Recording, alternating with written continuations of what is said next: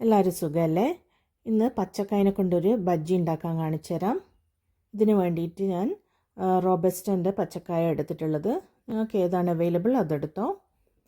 ഇതിനെ കഴുകിയിട്ട് എഡ്ജസ് മുറിച്ച് കളഞ്ഞിട്ട് ഇങ്ങനെ റൗണ്ടായി കട്ട് ചെയ്തെടുക്കുകയാണ്. നീട്ടത്തിലായാലും നന്നായിട്ടുണ്ടാവും. ഇങ്ങനെ റൗണ്ടാകുമ്പോൾ കുറച്ച് ക്യൂട്ടായിട്ടുണ്ടാവും. ഈ തിക്നെസ്സിലാണ് കട്ട് ചെയ്തിട്ടുള്ളത്. ഇത് വേവില്ല എന്നൊന്നും വിചാരിക്കേണ്ട, നല്ല സോഫ്റ്റ് ആയിട്ടുണ്ടാവും അകത്ത്. പിന്നെ നമുക്ക് ഈ കറിയൊക്കെ കഴുകി കളയാം, എന്നിട്ട് ഡ്രെയിൻ ചെയ്ത് വെക്കുക. സൈഡിൽ നമുക്ക് മാവ് കലക്കി വെക്കാം. ഇതിന് വേണ്ടിയിട്ട് ഒരു 1.5 കപ്പോളം കടലമാവ് എടുത്തിട്ടുണ്ട്. പിന്നെ 2 ടേബിൾ സ്പൂൺ മുളക് പൊടി, ഒരു 3/4 ടേബിൾ സ്പൂൺ മഞ്ഞൾപ്പൊടി.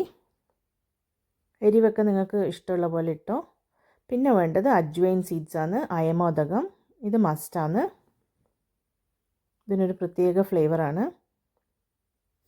ചില മുറുക്കിൻ്റെ അകത്തൊക്കെ ഉണ്ടാവും, അതിട്ടു. പിന്നെ ഉപ്പ്, അഡീഷണലി പച്ചമുളക് വേണ്ടവർ ഇട്ടോ. പിന്നെ ഒരു വലിയ ലൈം, നല്ല പുളിയുള്ള ലൈമാണ് എടുത്തിട്ടുള്ളത്, അതിൻ്റെ ഫുൾ ജ്യൂസും ഇടുന്നുണ്ട്.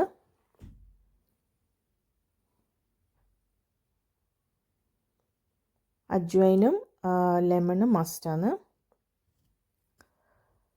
പിന്നെ ഗാർലിക് പൗഡർ എടുത്തിട്ടുള്ളത്, അതില്ലാത്തവർ ഗാർലിക് അരച്ച് ചേർത്തോ. ഒരു 2-3 ക്ലോവ്സ് ഗാർലിക് എടുത്തോ.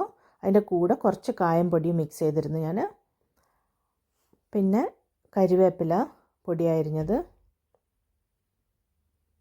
ഇനി നമുക്ക് വെള്ളം ഒഴിച്ച് അത് കലക്കിയെടുക്കാം. കട്ടയില്ലാണ്ട് കലക്കിയെടുക്കാം. കുറച്ച് ഒഴിച്ചൊഴിച്ചിട്ട് ചെയ്യാം.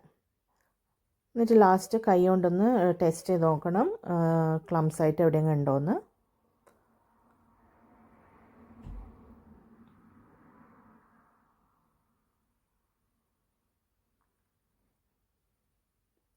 കുറച്ച് തിക്ക് കൺസിസ്റ്റൻസി ആയിരിക്കും, വല്ലാണ്ട് റണ്ണി ആവരുത്. അതുകൊണ്ട് നോക്കി ചെയ്യണം. ഈ പൊടിക്കൊക്കെ പകരം സാമ്പാർ പൊടി ഇട്ടിട്ട് ചെയ്താലും നന്നായിട്ടുണ്ടാവും. പക്ഷെ അജ്വൈൻ എന്തായാലും ഇടണം. അപ്പം ഇത് കുറച്ച് കട്ടിയാണ്. ഇത് ചെയ്യാനാകുമ്പോൾ കുറച്ച് ലൂസാക്കും.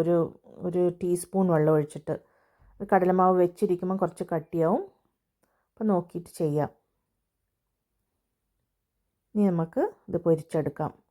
എണ്ണ ചൂടായി അതിലേക്ക് കുറേ എണ്ണ ഒരുമിച്ചിട്ടിട്ട് ചെയ്തെടുത്തിട്ടുണ്ട് ഞാൻ.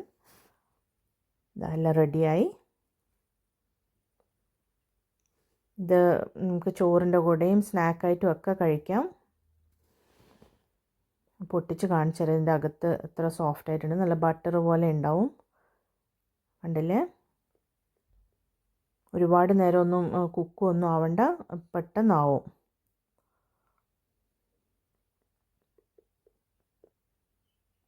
കണ്ടാ നല്ല സോഫ്റ്റാണ്.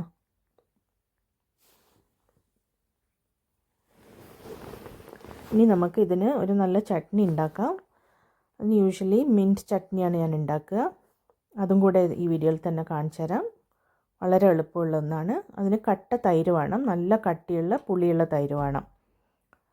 ഒരു 3/4 കപ്പ് കട്ടി തൈര് എടുത്തിട്ടുണ്ട്. ഒരു ഗാർലിക്ക്, ഒരു ടീസ്പൂൺ ജീരകം, ഒരു നല്ല എരിവുള്ള മുളക്, പിന്നെ ഒരു ബഞ്ച് മിൻറ്റ് ലീവ്സ് എടുത്തിട്ടുണ്ട്. അതെല്ലാം കൂടെ മിക്സിയിൽ അരക്കുക. ഒരു തുള്ളി വെള്ളം ഇല്ലാണ്ട് ചെയ്യണം, കാരണം അടിക്കുമ്പോൾ തൈര് ലൂസായി വരും. ഇതിനാണ് നമ്മൾ ഡിപ്പായിട്ട് യൂസ് ചെയ്യുന്നത്. ട്രൈ ചെയ്ത് നോക്ക്. വളരെ നല്ല ടേസ്റ്റി ആയിട്ടുള്ളൊരു സ്നാക്കാണ്. താങ്ക്സ് കേട്ടോ. ചട്നി അരക്കുമ്പോൾ ഉപ്പിടാൻ മറക്കരുതേ.